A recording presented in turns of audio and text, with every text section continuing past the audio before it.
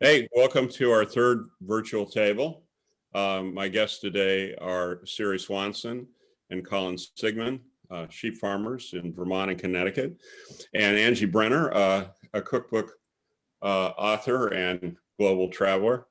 And we're going to first talk about braised lamb and then, what we did with it, and then just kind of get into the very interesting backgrounds of my guests and talk about whatever suits our fancy.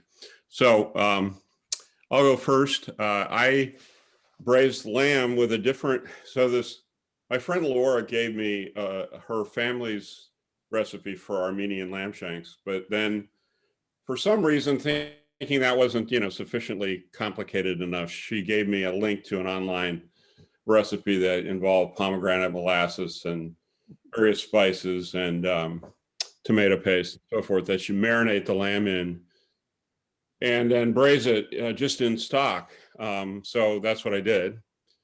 I actually think her family recipe was better, but this was good.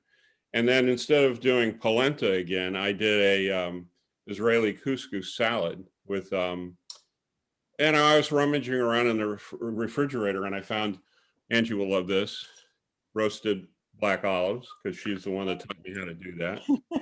And pickled ramps, which are a spring delicacy of Connecticut. I forgot I had them. And then scallions and parsley. And then Angie will like this too. I don't know if you can see that. I can't see it. What is that? I can't. Oops. Well, how's that? Aleppo pepper. Right. Which is spice. It's just a wonderfully fragrant pepper. Came to Syria by way of the U.S., right? Or North America, South America, Central America, whatever. Anyway, so that's what I'm having. Here's what it looks like. Lovely. Okay, so that was me. Colin and Siri, what did you guys do? Yeah, so we actually have some mutton shanks because here on the farm, we mostly eat mutton just because it's what we don't really sell. So the same cut of meat, just from an older animal. And I love to cook shanks because they're really easy to change up. And I don't follow a recipe most of the time. I either braise them or put them in the crock pot and then throw in whatever else is in the fridge. So today we kind of did that. I had a lemon, some white wine, onions, garlic. I think I put some thyme in there. And we cooked a little orzo to go with it. So left it in the crock pot, put them in there first thing this morning, and pretty tender, kind of fall off the bone. One of our favorite comfort foods to eat here. Wow.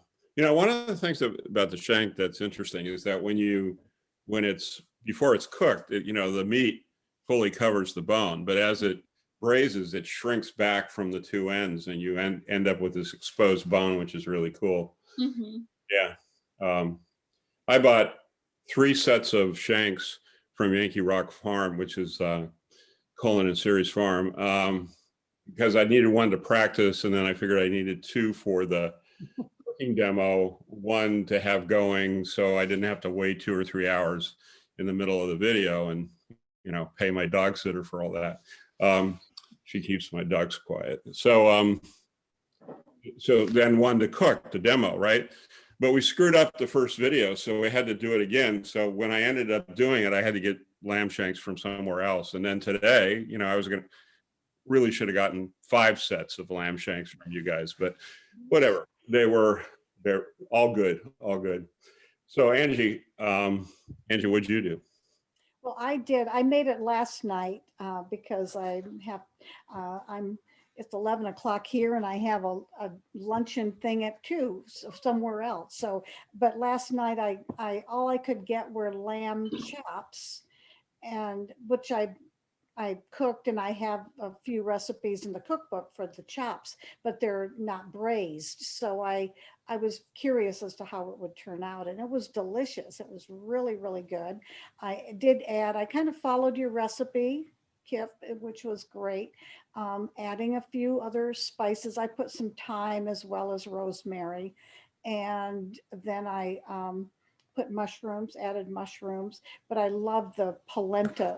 I don't do polenta much at all. I very seldom, but it was a perfect compliment, and I was able to treat friends for dinner last night, so they were thrilled. Good. Yeah, when I did the cooking video, I just happened to have this broth I made from Parmesan rinds, and I saw that, yeah. keep the rinds, and then when you get about a pound of them, it's almost like making stock where they're the bones. But that was a really good liquid for the polenta. But Nice. it's going to be a while before I have a pound of Parmesan. Anyway, that was good. Hey, this is the cookbook. Yay, yes. It's one of my favorites. And I don't know if I just thought of it myself or I reread the introduction today, but I don't remember if I read it before. But if I did, I would have gotten the idea to use it as where you invite your friends over, but you assign them dishes to cook. Yes, yes.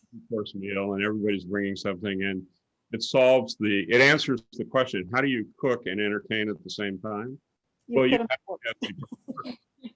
that was one of the better meals I've ever had here, where two couples that didn't know each other, they felt I was being a little bit directive, I think, but they went with it, and we went on a canoe paddle and then came back, and we had a great feast that we all contributed to. So that's a good thing to do.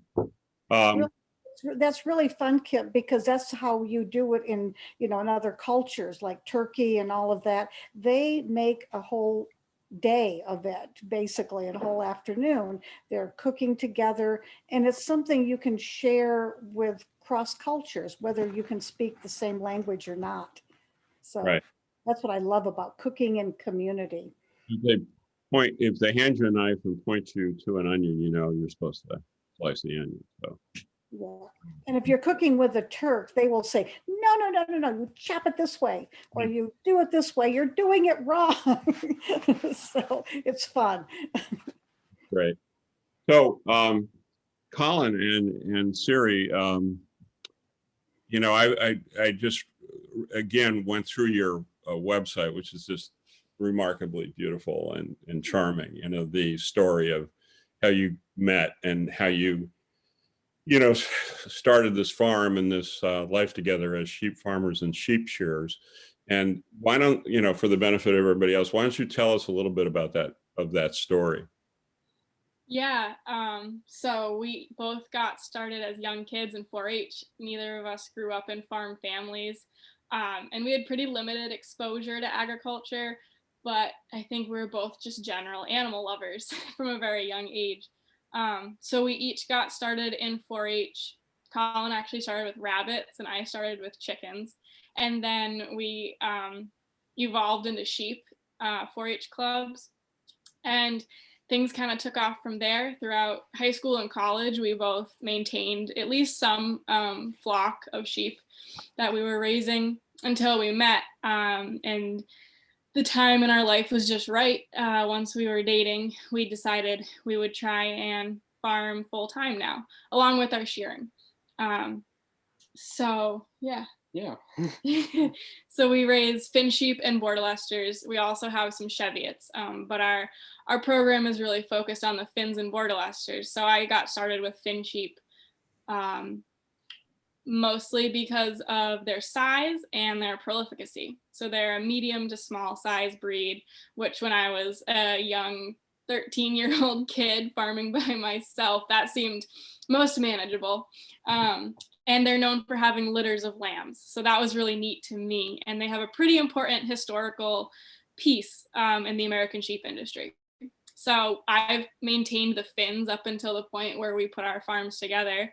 You want to talk about your Border Leicesters a little bit? Yeah, I got started in the Border Leicester breed because I got surrounded with some great mentors in the sheep industry who had Border Leicesters and had raised many other sheep breeds for over 50 years.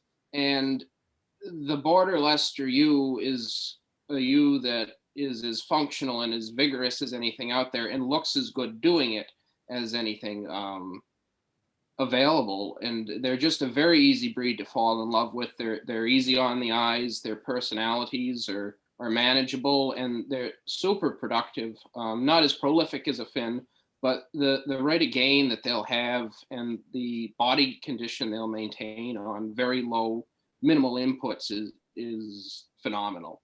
And it was an easy breed for a young kid to get into, just because they have so much vigor that you can have a couple lapses in management, and you can stumble through things and learn things with the breed, and they're somewhat forgiving.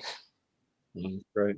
You know, I think somewhere, whether it was on your website or maybe one of your Instagram posts, which are amazing, you said, wear wool, eat lamb. And you're dual use farmers. And my sense from what I know of the industry is you really have to be dual purpose to make a decent living. You can't do it just on wool or just on lamb. You have to do both. Just talk a little bit about that. Is that right? Yeah, I mean, the state of the American sheep industry isn't really ideal.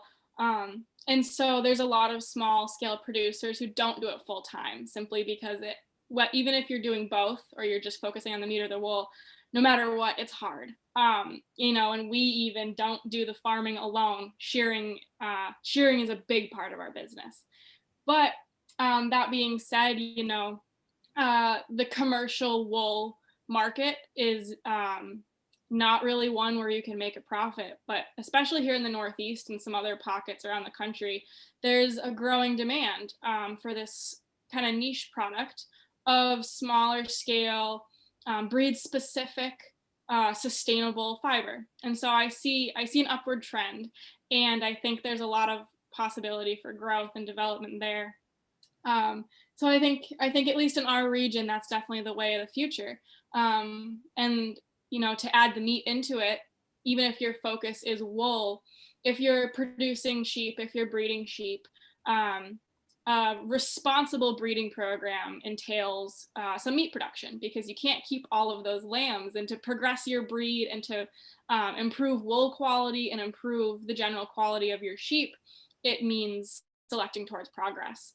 So some lambs, for our farm anyway, go into our meat program, and we're pretty proud of where we're at with that. So we're producing sustainable, good quality protein that we sell locally, while advancing our breeds. And we're really dedicated to our purebred sheep. So the third tier of our farm is also selling registered breeding stock to other farmers who want to get involved with these breeds and our genetics. So there's a lot of parts and pieces that kind of have to go into it to make it really work.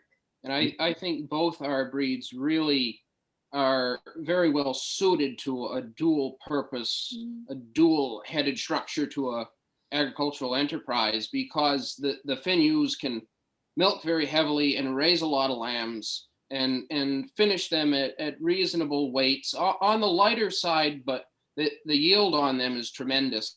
And they're almost ideally suited in some ways to ethnic lambs. And the Border Leicester is able to produce a lamb with exceptional rates of gain and produce a very nice fat lamb on very minimal inputs. And both the breeds are able to produce a very usable fiber. The Finns with a little smaller micron fiber, something that's a little more wearable, closer to the skin, with a little lighter wool clip, but certainly very profitable. And the Border Leicester is able to put on tremendous staple length in a year and give you 2 very heavy wool clips of fiber with luster comparable to mohair, and just super easy to work with in a very durable yarn. So both the breeds complement each other very well in our operation. In your shearing, you're going sort of far and wide, as I have read it. You go all the way out to Wisconsin, and I'm not sure how far south you go, but you're all over New England, and that's cool. So you probably know more sheep farmers than just about anyone else in the country. Yeah. Pretty close. I think the sheep shear, especially in this country, is kind of an untapped resource because a lot of us, we have a pretty good survey in our work experience of the type of sheep producer, the type of sheep, the type of wool that a region is producing. We work with flocks as small as 1 and 2 sheep up to 300 and 400 sheep. So we see a good spectrum of what kind of sheep are really growing in the area. One of the things, we've set out with the lamb stand, which, is part of Wearwool New London, which is a wool fashion venture. And the concept is to honor both the wool and the lamb, to both wear it and eat it. And one of our goals is to figure out every way there is to cook every cut of lamb, both the conventional retail cuts plus some of the stuff that you guys have revealed as being not very common in the retail market, and to do it from every ethnic perspective. So I don't know how many permutations that is, but it's like probably more than a lifetime's worth of cooking experimentations. So that's cool. And I looked through today the lamb recipes in your cookbook, Tree of Life, Angie, and there's some really good ones in there. So we're going to have to come back and try some of those. But if you were, and so Anatolia, as you told me, I think yesterday, was originally Greek and Armenian, and then the Turks basically invaded and became Turkey, but there's still certainly the Armenian population that the Turks didn't kill off, and some folks with Greek ancestry. So, and I have the sense that those cuisines of Turkey, Armenia, and Greece are sort of fluid and They're blended. yeah. They're So blended. talk a little bit about that, and just what's your favorite lamb dish? Well, there's also throw in Kurdish, because the Kurdish is still that ethnic group where the Armenians were there first and Kurds moved in. So it's very much Anatolian is like the melting pot of, I liken it to the US. In fact, it's a melting pot of various ethnic groups. And we just named a few, but a lot of them migrated through. It's on the Silk Road, so you get all those spices. But when you go into, I didn't really eat a lot of lamb. I mean, it's not very popular in the US. And I'm glad that there's these local farmers. It's great. I wish you were right near me. That would be really helpful. Just to break in here for a second. California is the largest wool producing state in the country. Many of the farms in California are dual purpose. I suspect that within 10 miles of you and Julian, there's at least 3 sheep farms where you can buy wool that's local. Yeah, I don't know if they're selling it. There's one right up on the hill, right above us, so not very far. I haven't really explored that. They do something every year in San Diego. It's like from sheep to sweater. I don't know if they do that back east, but they'll do all these knitting people. They'll start a clock and they shear the sheep and card the wool and spin it and then knit something. So it's kind of fun to see that. When you go back into Roast the lamb at the same place. Pardon? As part of the food for that event, do they cook? No, it's all about the wool. Gotta be about both. But anyway, keep going. Anyway, when you talk about, so I obviously in Turkey, I ate a lot of lamb, and in the cookbook, I'm not a big meat eater at all. And so we purposely didn't do, a lot of recipes you can put beef in it or whatever, but we purposely stuck with the lamb and, lamb kofte, kebabs. And there was one lamb recipe that we put in that we actually found in Cyprus, in northern Cyprus, which is, they would call it the Greeks would call it the occupied north, because Turkey took over northern Cyprus. So you get a little history stuff, and that was in the 70s.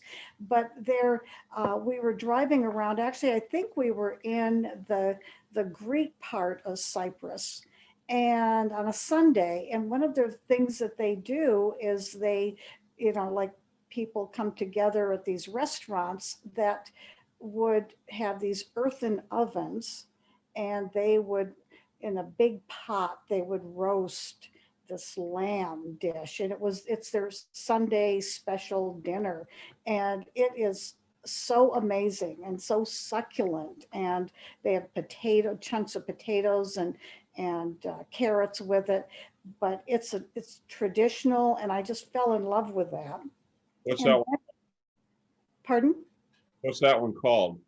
I can't remember the name. Well, I think we called it like the Cypriot roast or something like that. I can't remember what we ended up calling that. But we did stay at a woman's house in northern Cyprus, that Deidre, and she made this lamb shank dinner, and it was really a specialty. So in our cookbook, we actually got her original recipe for that. And she puts in like a huge bunch of wild thyme, which is not always easy to get. I can get it at Kalustyan's in New York or places like that, but it was really succulent. And so I think that's probably my favorite. I do like these little succulent lamb chops, but this braising, this slow roasting is unbelievable. I mean, I love it. And anybody who says they don't like lamb, they're not eating it correctly. Sure. Yeah. Hey, isn't wild thyme part of the basis for the spice blend called za'atar? Yes. Yes. Yeah. Which- Mm-hmm. An awesome spice. So Siri and Colin, take us a little bit into the far reaches of lamb meat, meaning the kinds of things that people don't usually cook, but you have been trying to convince people that they can. Give us a little bit of that. Yeah, I think shanks really is the top of my list because we eat so much of them for convenience, really, whether you're braising them or, like I said, I put them in the crock pot. I can kind of just throw them in there in the morning and forget about them, and they're delicious by the end of the day. So shanks are one of the ones we like to promote a lot that people don't think about. And I trained as a butcher for many years, and so I have some insight into meat quality and different ways that these cuts might be misused. And so shanks is one of the ones that a lot of people like to just grind and turn into ground lamb. But if you think about it, all of the cartilage and all of the connective tissue that makes these shanks so delicious when we braise them for long periods of time doesn't make good quality ground. So if you can actually, as a producer, keep them from going into your ground meat, you'll get higher quality ground. And marketing these shanks is a little bit of a challenge, but they are such a delicious cut of meat. What about you? Riblets. Yeah, so Barbecued lamb riblets. That's another one. Yep. And organs. Yeah.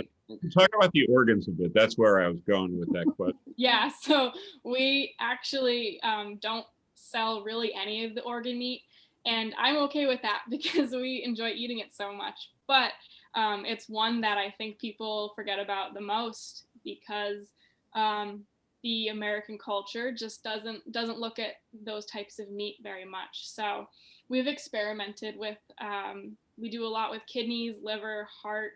I've cooked sweetbreads a couple times, tongue, basically anything and everything from the animal that's edible. We'll find a way to cook it. And I get comments from people all the time if I post pictures about the organ meat that we're cooking, about just how squeamish they feel. And I think it's all in your head. If you cook it the right way and add the right flavors, then I haven't come across an organ I don't like. Here's a voice from the other side of the spectrum. Just keep doing it. Yeah. So Angie and I were part of a group of folks that went to Morocco a year ago, almost exactly. And one of the things that they were cooking and putting out in these little stands in the market, like I think we had it in Marrakesh, was sheep's head. Mm. Cook the whole head, and then you just kind of pick off the meat. Yeah. Man, it was awesomely good. Mhm. So, it's like it's sort of, I don't know, it was each little piece was kind of wrapped in fat, and it was just, it was great. It was great. So I think if you have cut your teeth on sheep's head, you're ready for just about any part of it. Well, I have found, I'm going to ask them, Siri and Colin, it's not that easy, to find, like, I like good ground lamb for kofte. And what I find in the stores here in the markets, a lot of it is from New Zealand and frozen or whatever, which is good, but it's really lean. So I found a kind of a Middle Eastern store that sells all of the lamb meats, and theirs has a little more fat in it. It's really yummy, so it's very different. I just found that some of that was the New Zealand lamb was that they import anyway is really lean, super lean. So do you sell ground lamb as well, or how do you sell all of it? Ground lamb seems to move as well as any cut. Mhm. It's so functional. Mm-hmm.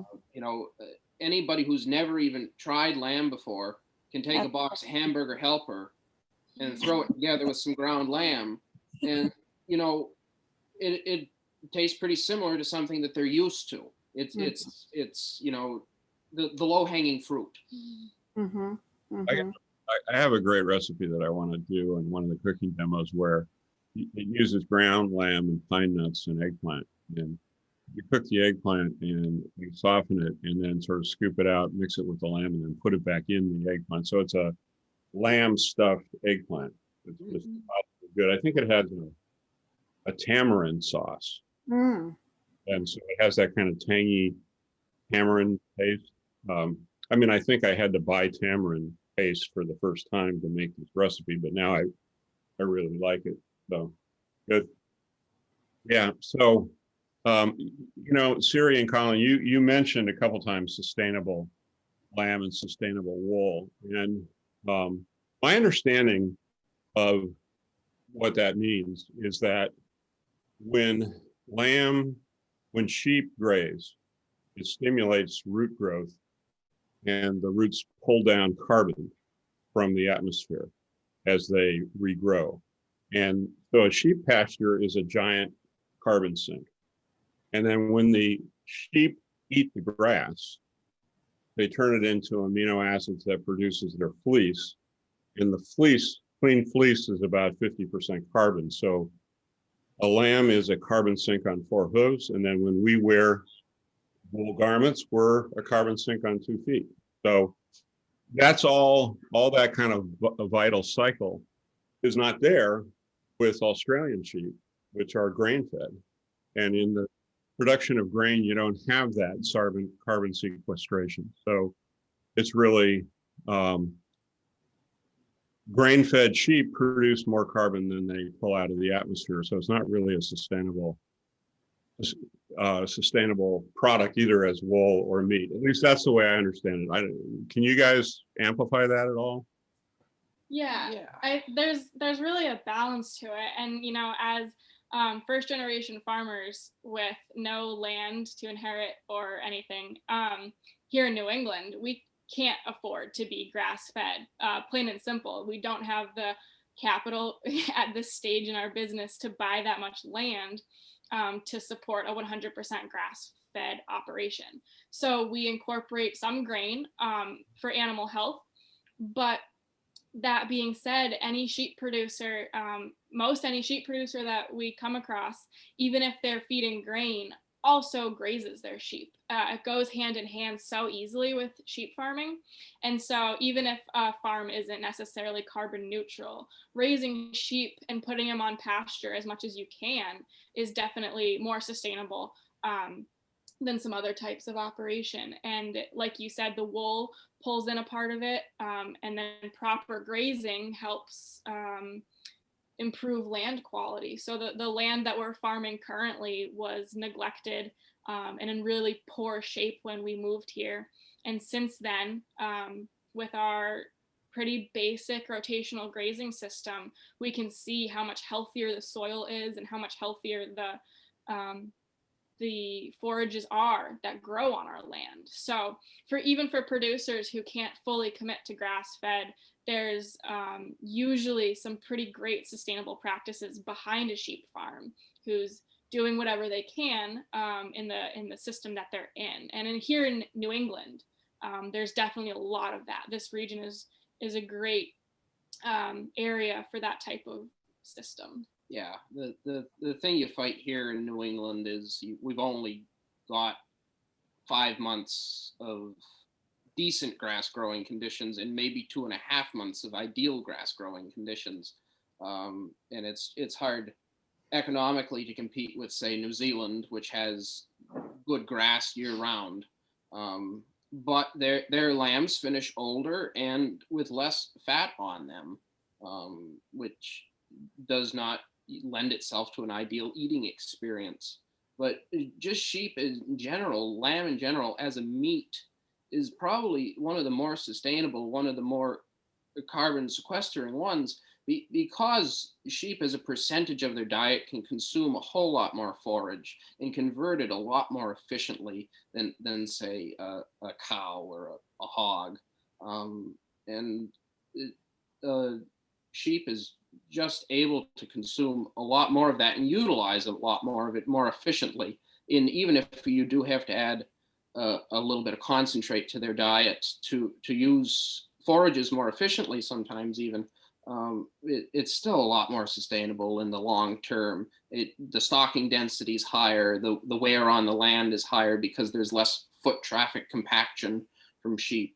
It's just an all-around good resource. Yeah, I guess the right way to put it is there's grain only, and then there's grain and grass, because of all the things you just said. During the winter months, you're going to be feeding them, well, in some cases hay, but other kinds of grain. I know Ann McIntyre at Olympia in Guilford buys the spent barley malt from the local micro feeds and uses that as part of the diet for sheep in the winter. Yeah. That's kind of cool to me. I mean, it's sort of a way of using something that would probably otherwise just be a waste product, but the sheep seem to like it.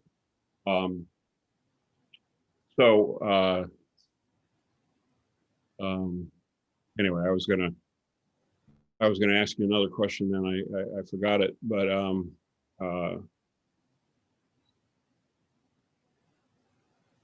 can you, I know what I was going to say.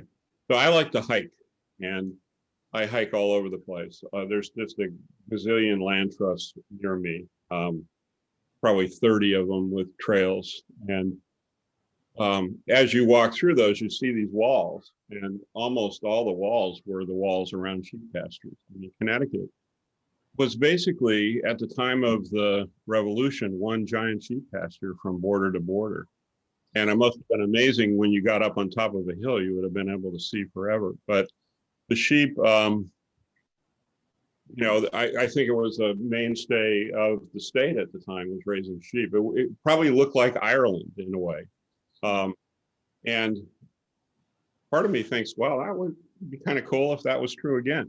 And I don't think the land trusts are going to cut all their forests down and turn them into sheep pastures. But what I understand is that you can have a forest and graze in it. So what do they call it? Sylvan pasturing or something like that? Mm-hmm. You guys know about that? And do you think there's any potential to expand the amount of pasture land we have by some of these land trusts? Maybe let the goats go in, get rid of the underbrush, and then open it up a little bit so that you have enough sunlight so that there's grass under the trees, and then use them as sheep pastures. Is that a possibility? I think it's a possibility. I don't think it is going to be difficult, because it's not the best pasture you could give them. the nutrient availability is poor. Your stocking density would have to be very low. The trees make it too acidic, or what would be, why is it less nutritious?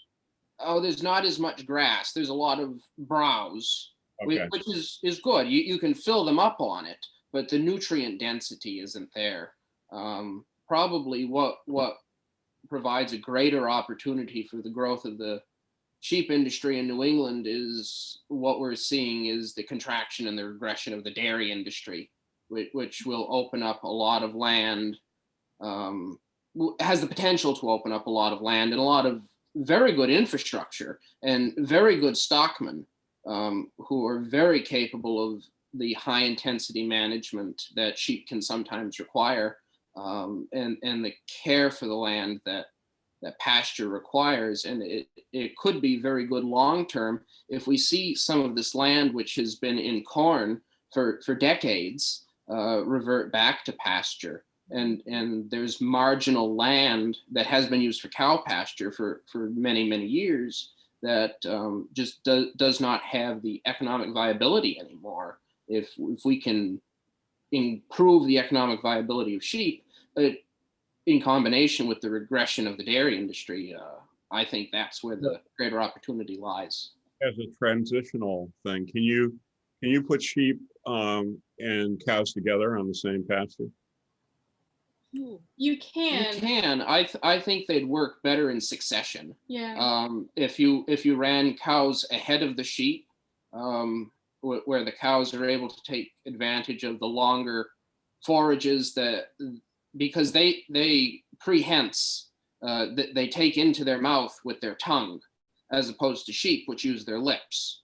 So if you lead with cows, follow with sheep, you're able to use the pasture a lot more efficiently and graze with the sheep what cows would normally trample. And you also have the advantage of each acts as a vacuum for the other one's parasites. And they take it in one end and send it out the other end as inviable to infect the other one. I think that has great possibility. It's been used quite efficiently in New Zealand, somewhat to some extent in Australia and England as well. And I think it has great potential. Yeah, no, that's great. So Angie, you not only cooked the food of Anatolia, but you traveled there extensively. Tell us a little bit about those adventures. Well, early on when when first going to Turkey, it became very clear how the regions of the food are still intact. I mean, it's no matter how you travel in Turkey, it's going to be a culinary experience. So, and I've traveled with, by myself a lot, with my writing partner later, but with Turkish friends. And you would drive somewhere and they would say, well, you have to stop here.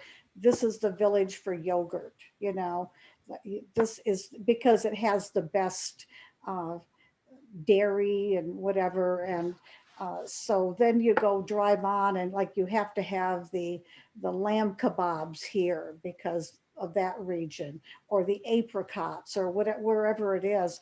And so it's really, for a foodie person, it's a dream come true because everything is so abundant. And it seems like in Cappadocia and central Turkey is where they grow grapes, so it's turned into a wine region, but it also has all of these fruits and everything. And of course, a lot of lamb and goats. Goats are very predominant there as well. But it really, and you can't get away from that. I mean, I traveled with my writing partner and we, talked about history and culture and all of that. But every time we came back, we would gather our friends and make food, and which followed later into a cookbook because it's, you go into people's homes, they take you into the homes, and children will say, I've been in southeastern Turkey by the Iraqi border, and these young kids would say, well, how do you like our kitchen? Meaning, how do you like our food? I mean, little kids are really involved in that process. And, there's just this, it's kind of like an abundance of love with food too. And you feel that. And even in the areas where they don't have very much, the Kurdish areas, the Southeast, they're kind of land people, but they do bulgur and wheat. And if they can get meat, it can be very expensive. That's the other part of it. It would be very expensive in Turkey. So they get what they can and fine tune it. And I think it is because of being on the Silk Road and this abundance of cultures that you find, and also the Ottomans. The Byzantines started it, but the Ottomans perfected the nuance of cuisine, of cooking. They pulled in from, the Ottoman Empire was huge, and so they pulled in from all of these, their whole empire, and which is interesting. Well, I guess the British did it with India or whatever, but the Ottomans refined the food and such delicacies and blending of spices. So nothing kind of hits you, like in Mexican cuisine, some of those chilies just hit you. But in Turkey, you probably have experienced this, Kip, where these combination of, 10 different spices you put in something and nothing hits you, you don't say, wow, lots of cumin or something. So it's the refinement over centuries. I mean, the Ottoman Empire was like 600 years. So it's a refinement of the cuisine. And again, it's from one end to the other of Turkey. Angie, if you were going to pick one dish, it doesn't have to be lamb. God, Is there one standout dish for you in Turkish cuisine that you like more than anything else? You boy, talk about putting me on the spot. Well, there's like the most memorable meals, and some of them often are in people's homes where you see the whole process of something. So it's kind of the experience of that. I'm trying to think of, I guess it's the meals where you, with a Turkish person, you go to the market. Like I have a good friend in the Southeast and near the Syrian border. And you go to the market and particular, like they go to, this is who I get my meat from or my spices from. And so watching that process of going there, getting the fresh vegetables and that sort of thing, and then creating this meal. On that one for a second, do they go to the market with something in mind, or do they go to the market and look and see what's good and then decide to make something based on that? And they will maybe have something in mind, but when they go to the market, it's what is fresh right there. What can they get that's fresh? And often restaurants will do that as well. It changes because it's like they see what is fresh and what they can get. They wouldn't, nobody would force something and take an inferior food or vegetable or meat or something and force that. They would do what's fresh. I really enjoyed traveling in the countryside where they have a little stream and they have a little vegetable garden with lettuce and tomatoes, and that's all you get. You get fish. Well, they have fish, lemon, and maybe peppers and tomatoes and lettuce, and that's your meal. Yeah, well, that's good. And I like that even though there's this combination of things, there's a cleanness about the food. You can taste that the meat, or you can taste the fish or whatever.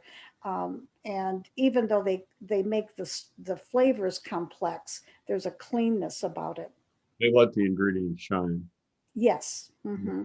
Yeah, they're very fussy about spices, you know, they don't just take it on, you know, like, you know, oh, this is a, you know, whatever grocery store spice, you know, this is the, and, you know, you go to the spice market in Istanbul and you don't just buy from anybody, you know, this is the people. And I, you know, like when I go there, I know the particular spice place, and that's the person I buy the spices from.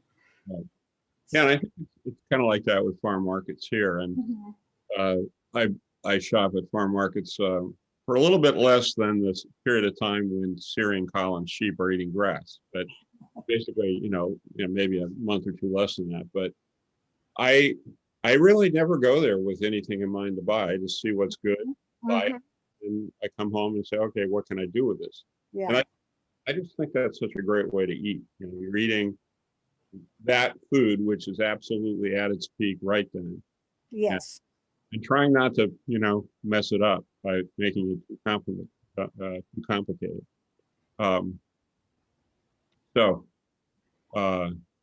Yeah. What else? What else about turkey do you want to not leave on the table? But tell us. Well, I do. When you talked about Armenians and Greeks and it is all very similar food, but they put a little different stamp on it. Like they have, I make it almost all the time. It's called cacik in Turkish, but it's called tzatziki in Greek.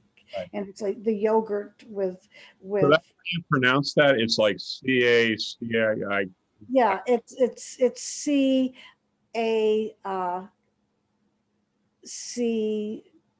or I-K. It's the C is pronounced with a J, so they call it cacik.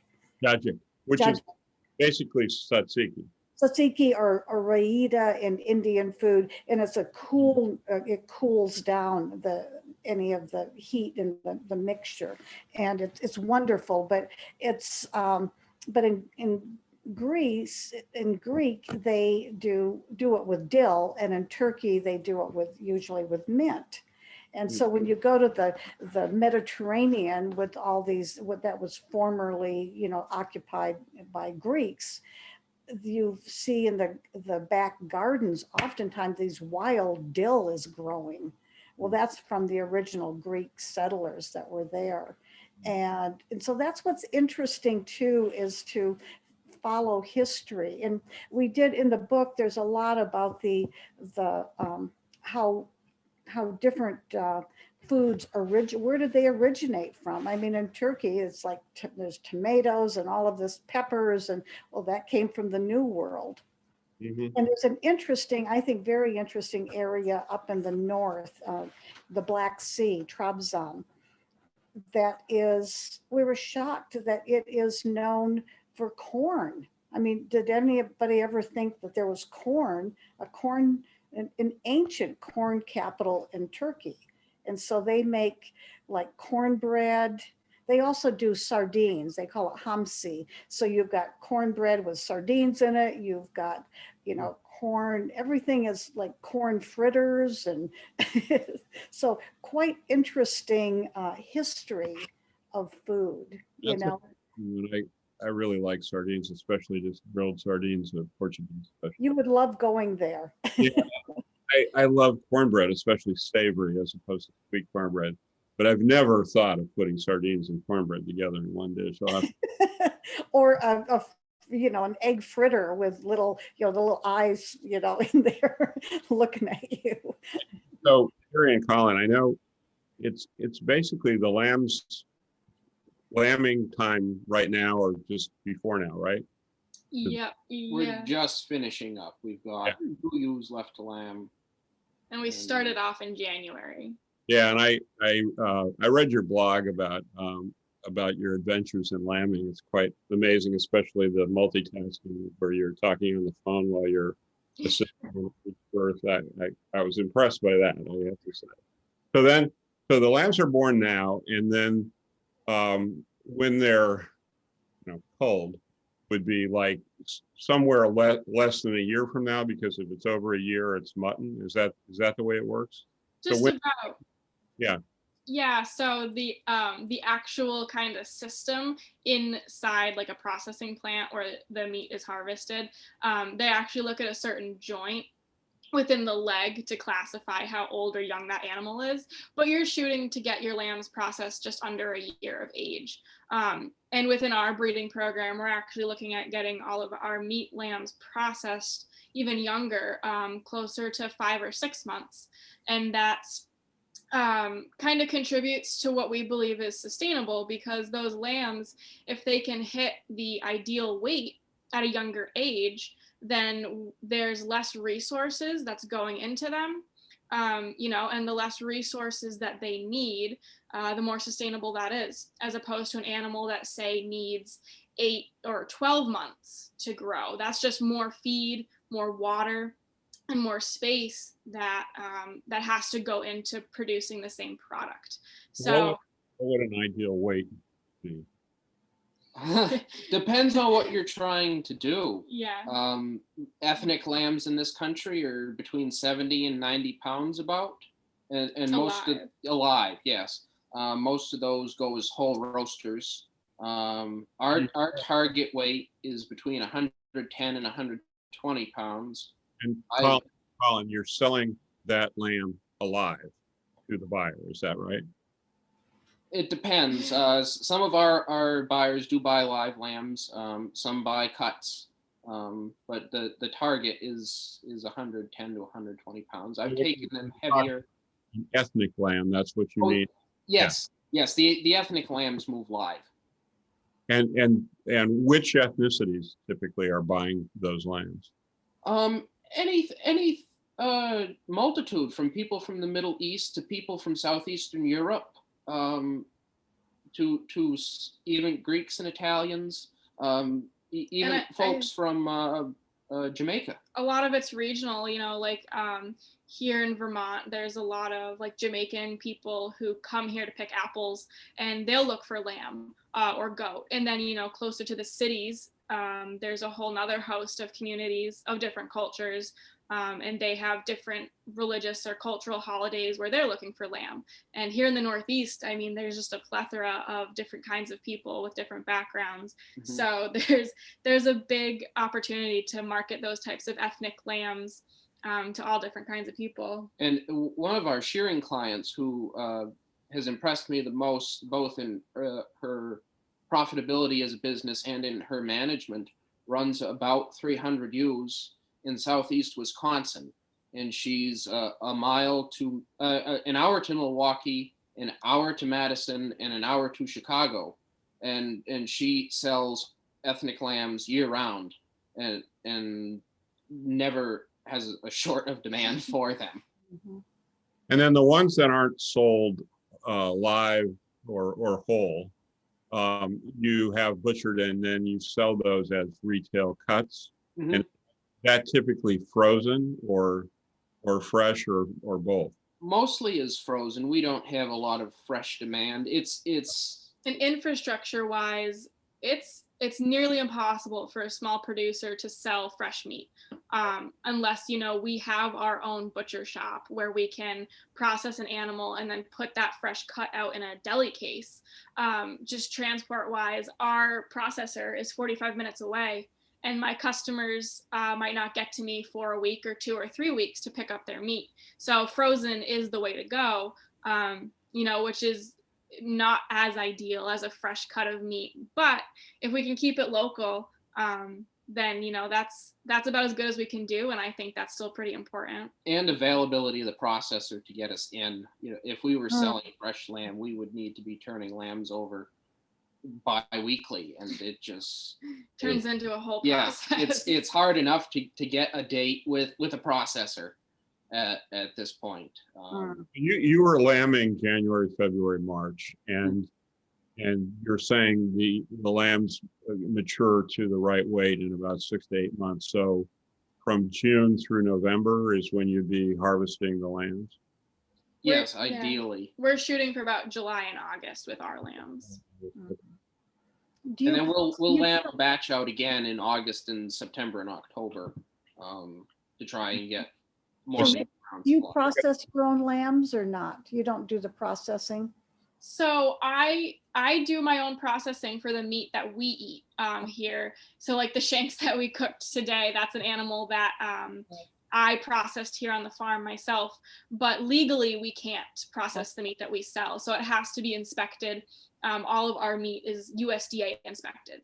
And so different states have different laws around that. And some states you can do state inspection, which is just, one step down from USDA, but it's all about food safety. And so as a farm butcher, I can speak to the importance of that USDA inspection, because a small mistake can turn into a pretty risky food safety circumstance.